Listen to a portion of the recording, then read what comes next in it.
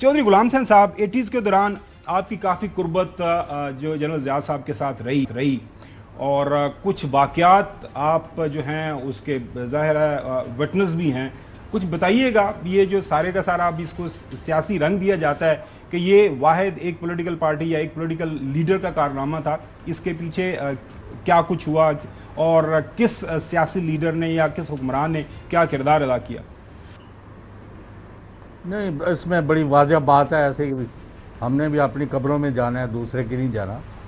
जुल्फ़िकार अली भुट्टो मरहूम ने nuclear programme शुरू किया, उसको फैसिलिटेट किया, उसका क्रेडिट उनसे कोई नहीं छीन सकता।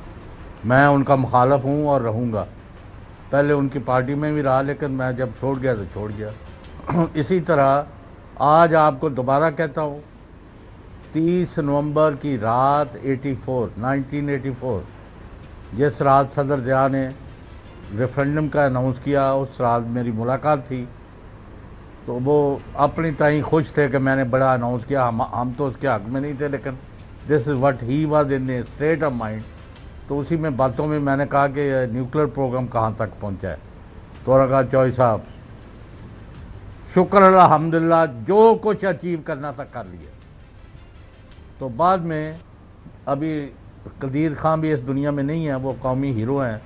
उनसे किसी ने बात की तो उन्होंने कहा, हमने 10 दिसंबर को प्रेसिडेंट को ख़त लिखा कि जी हम यानी खुफिया भी वो कोल्ड टेस्ट भी करने को तैयार हैं और एक्सप्लोजन भी करने, यानी ये उससे पहले 10-12 दिन की बात है। तो ऐसी ये डींगे मारते रहते हैं। एक दो तो ऐसे भी हैं जिन्होंने न्यूयॉर्क टाइम्स को इंटरव्यू दिया कि इंडिया एलपीटी साइन करे ना करे, हम करने को तैयार हैं। हम इन कंट्रोवर्सीज़ में नहीं पढ़ना चाहते। पाकिस्तान एक न्यूक्लियर पावर है, एक बड़ी फ़ौज का मुल्क है, और इसके जो मसाइल हैं वो सियासी और इक़्तिसादी हैं, उनकी तरफ तवज्जो देनी चाहिए। मैं सारी तकरीर सुन रहा हूँ, उसमें कई जगह एग्जैजरेशन, कई जगह अपनी डींगे, और मैं अब क्या इसमें कहूँ, आप जो मर्जी करते रहे। अच्छा नकवी साहब, आपके पास मैं आता हूँ। आज आपने तमाम अखबारात देखे, इश्तिहार छपा है, इसमें कोई दो राय नहीं है कि 28 मई का दिन, जिस दिन पाकिस्तान न्यूक्लियर पावर बना, पाकिस्तान के लिए एक बड़ा दिन था। और ज़ाहिर है पाकिस्तान ने सिक्योरिटी के हवाले से ये जो माइलस्टोन अचीव किया, इसका कोई नेमल बदल नहीं है। इश्तिहार तमाम अखबारात के अंदर छपा है और ये हुकूमत पाकिस्तान की तरफ से इश्तिहार है, आप देख सकते हैं। वतन अजीज़ को 28 मई वाले, हम वतन के हम रखवाले हैं, हम 28 मई वाले हैं, अच्छी बात है। बैकग्राउंड में जुल्फ़िकार अली भुट्टो शहीद की भी तस्वीर दे दी। क्या ये अच्छा ना होता कि आज इसको एक नेशनल रंग दिया जाता, यहाँ पे जनरल ज़िया साहब की तस्वीर भी आ जाती। मुझे अच्छी तरह याद है कि जब 90s के अंदर इलेक्शन, जब पहला इलेक्शन जीता पाकिस्तान पीपल्स पार्टी, बेनज़ीर भुट्टो साहिबा बनी थी प्राइम मिनिस्टर, तो एक मुल्कगीर कैंपेन चलाई गई थी जनाब आला कि वो नेशनल सिक्योरिटी हैं के लिए बड़ा थ्रेट हैं, उनको हटाना चाहिए, और सारे का सारा मामला। जो तारीख़ ये बताती है और पाकिस्तान के तारीखदान ये भी बताते हैं कि ज़ाहिर है बेनज़ीर भुट्टो साहिबा हों या 90s के दौरान नवाज शरीफ साहब आए, वो सारा आपने देखा, वो म्यूज़िकल चेयर चलता रहा, इंटरम जो गवर्नमेंट्स भी आई, लेकिन किसी ने भी इस प्रोजेक्ट के ऊपर कंप्रोमाइज़ नहीं किया। तो हम इसको सियासत ज़दा क्यों करना चाहते हैं? ये एक कौमी सरमाया है, कौमी असासा है, इसको कौमी असासा ही रहना चाहिए। देखें, एक बात मैं आपको बताऊं खबर गुमन साहब, कि क्रेडिट हमेशा टीम का कप्तान ही लेता है, चाहे टीम ने कितनी मेहनत क्यों ना की हो, हम कितनी ही साजिशी थ्योरियां इसमें सामने ले आए, लेकिन जब 28 मई 1998 को पाकिस्तान ने ये न्यूक्लियर टेस्ट किया तो नवाज शरीफ वज़ीर आज़म पाकिस्तान थे। अब उनसे मुंसलिक जितने लोग हैं वो जिस तरह की भी थ्योरियां पेश करें, लेकिन हम इस हकीकत को नहीं बदल सकते कि नवाज शरीफ वज़ीर आज़म पाकिस्तान थे और वही फैसला साज थे उस वक्त जिन्होंने फैसला किया कि ये टेस्ट होना चाहिए। हाँ, शहीद जुल्फ़िकार अली भुट्टो का इसलिए क्रेडिट बहुत ज़्यादा है कि ये सोच तो उन्हीं की थी, ये काम शुरू तो उन्होंने ही किया था, और वो काम फिर आपकी बात बिल्कुल ठीक है कि पाकिस्तानी कौम ने, पाकिस्तान के हुक्मरानों ने, आने वाले तमाम हुक्मरानों ने इसके ऊपर एक सोच दिखाई, इत्तेहाद दिखाया, और किसी ने भी न्यूक्लियर प्रोग्राम पे कंप्रोमाइज़ नहीं किया। बात यह है कि जब हम बुरे कामों के लिए कप्तान को चुन लेते हैं, सकूत ढाका जो है एक बहुत बड़ी मिसाल है, जिसका आगाज तो 1960 से पहले ही हो गया था। جب بنگالی کو قومی زبان نہیں مانا گیا تھا، جب بنگالیوں کو پاکستان میں وہ حقوق نہیں دیے جا رہے تھے جس کی وہ ڈیمانڈ کر رہے تھے، تو کام تو 1960 1955 58 سے شروع ہو گیا تھا. لیکن جب 1971 میں پاکستان ٹوٹا تو ہم الزام اس کو دیتے ہیں جو اس وقت حکمران تھا یا جس کے ہاتھ میں اختیار تھا. تو جب ہم برے کاموں کا کریڈٹ کپتانوں کو، برے کاموں کا الزام کپتانوں کو دیتے ہیں، تو اچھے کام کا کریڈٹ بھی کپتانوں کو دینا چاہیے. جی ویسے 92 کا جب ورلڈ کپ جیتا گیا تھا تو بانی پی ٹی آئی نے جب تقریر کی تو وہ ٹیم کو یا ٹیم کے کردار کو وہ یاد کرنا، وہ کپتان سن تو لے وہ یاد کرنا بھول گئے تھے ٹیم کا جو کردار تھا. تو بڑی ان کے اوپر کرٹیسزم اکراس دا بورڈ ہوئی تھی کہ یہ تمام جو ٹیم ہے ان کو یاد رکھنا چاہیے. تو میرے خیال میں وہ ٹھیک کرٹیسزم تھا. یہ کسی ایک شخص کا فیصلہ نہیں تھا، کسی ایک بندے کا نہیں تھا. یہ میں وہی بتا رہا ہوں، یہ ریاست کا فیصلہ تھا.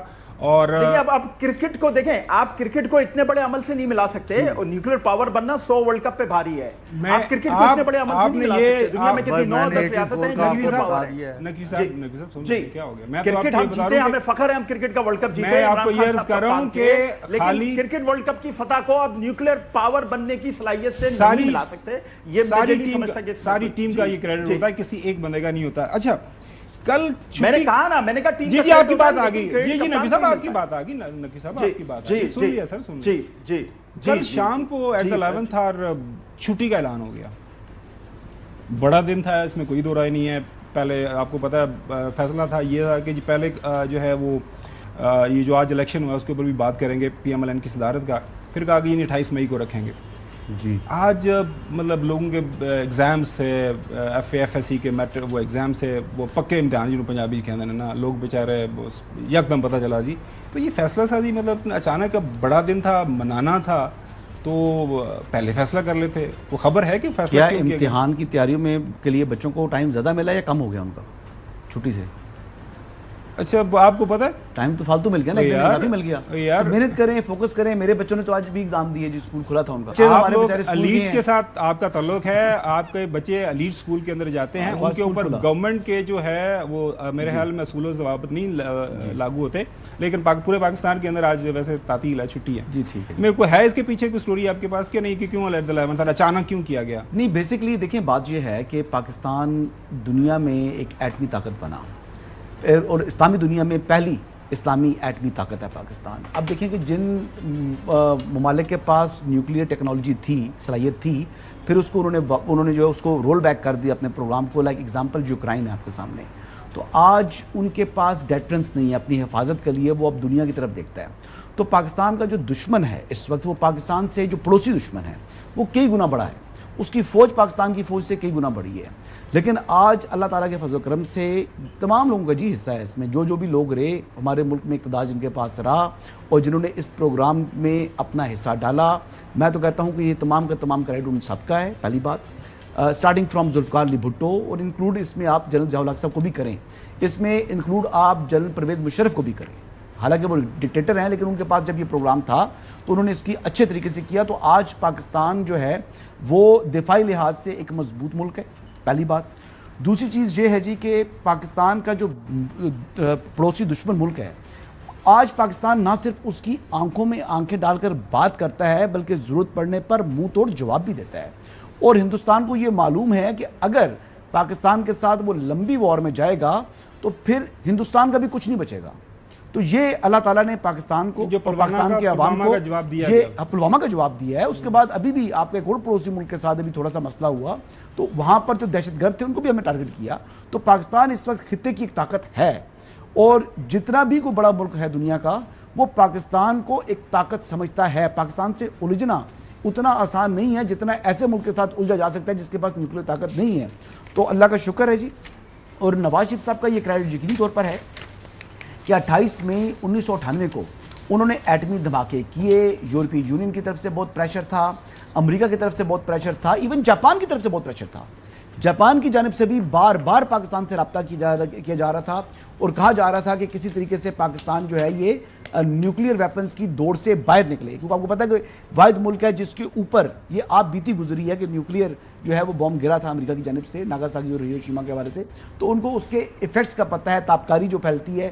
لیکن پاکستان نے نہ صرف ٹیسٹ کیے لیکن آج تک جو ہمارے ٹیسٹ ہوئے ہیں کوئی ریڈیشن کسی طرف کوئی چیز بھی نہیں ہوئی. یہ بالکل پاکستان کی کامیابی ہے اور پاکستان کی ناظرین، میزائل ٹیکنالوجی بھی ایسی ہے کہ وہ ان نیوکلیئرز کو اٹھا کر کئی ہزار میل تک جا کر ٹارگٹ کو جو ہے نا وہ ٹارگٹ کے اوپر جا کے ہٹ کر سکتی ہیں.